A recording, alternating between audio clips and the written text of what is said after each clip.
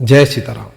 स्त्रियों को वेद मंत्र पढ़ने का अधिकार है या नहीं, ये एक महत्वपूर्ण और संवेदनशील विषय है। मेरी बात से बहुत से लोग असहमत हो सकते हैं। असहमत होना आपका अधिकार है। असहमति कमेंट बॉक्स में दर्ज कराएं, किंतु सभ्य भाषा का प्रयोग करें। हमने बहुत सी ब्रह्मवादिनी मंत्र दृष्टा ऋषिकाओं के विषय में तो सुन रखा है और यह बहुत सामान्य जानकारी है, किंतु मैं आपको आज वे उदाहरण दूंगा जो अध्ययन करते समय मेरी दृष्टि के सामने से निकले और मैं भी आश्चर्यचकित रह गया। आपने शायद पहले इन उदाहरणों के विषय में न सुना होगा। मुझे भी बहुत बारीकी से अध्ययन करने पर इनके विषय में ज्ञात हुआ। स्त्रियों को वेद मंत्र निषेध है, यह बात लगभग सभी प्रसिद्ध आचार्य अपने प्रवचन में कहते रहे। उनके पास अनेक ग्रंथों के अनेक प्रमाण हैं। सर्वाधिक प्रमाण मनुस्मृति से प्राप्त होते हैं।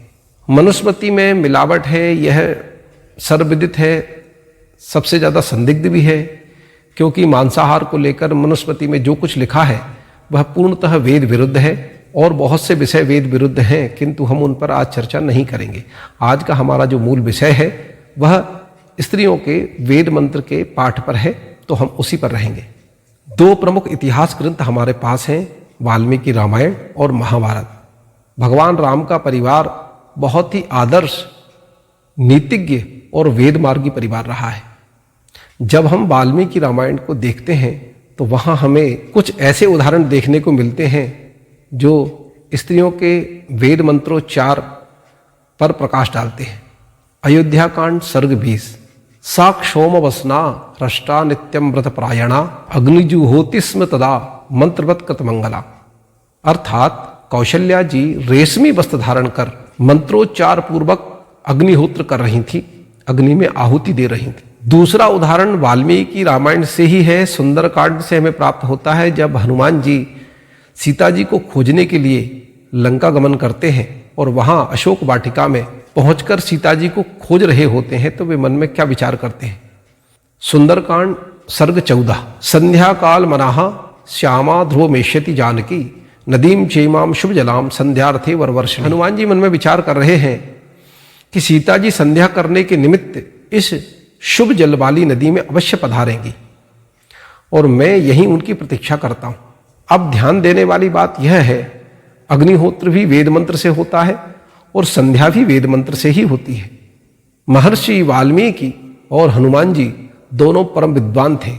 स्त्रियों का अग्निहोत्र और संध्या शास्त्र विरुद्ध होता तो महर्षि वाल्मीकि रामायण में कदापि इसका उल्लेख नहीं करते और हनुमान जी महाराज अपने मन में इस प्रकार का विचार भी नहीं लाते। इन श्लोकों के अध्ययन से हमें पता चलता है कि स्त्रियों के वेद मंत्र के निषेध के कथानक निश्चित रूप से संदिग्ध हैं। यदि वैदिक काल में ये होते तो ब्रह्मवादिनी ऋषिकाएं गार्गी, मैत्री, आत्रेयी, अपाला, लोपमुदा आदि वेद मंत्रों की मंत्र दृष्टा नहीं होती। यदि स्त्रियां वेद मंत्रों की मंत्र दृष्टा हैं और भगवती सीता और माता कौशल्या वेद मंत्रोच्चार के साथ संध्या और अग्निहोत्र कर सकती हैं, निश्चित रूप से इस पर अवश्य विचार करना चाहिए।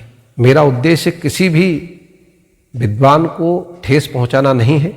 यदि आप मेरी बात से असहमत हैं तो आप कमेंट कर अपनी असहमति दर्ज कराएं और यदि सहमत हैं तो फॉलो अवश्य कर लें। जय सीताराम जी की जय। श्री राधे कृष्ण। हर हर महादेव। मेरा ये चैनल सब्सक्राइब करें, बेल आइकन जरूर दबाइएगा।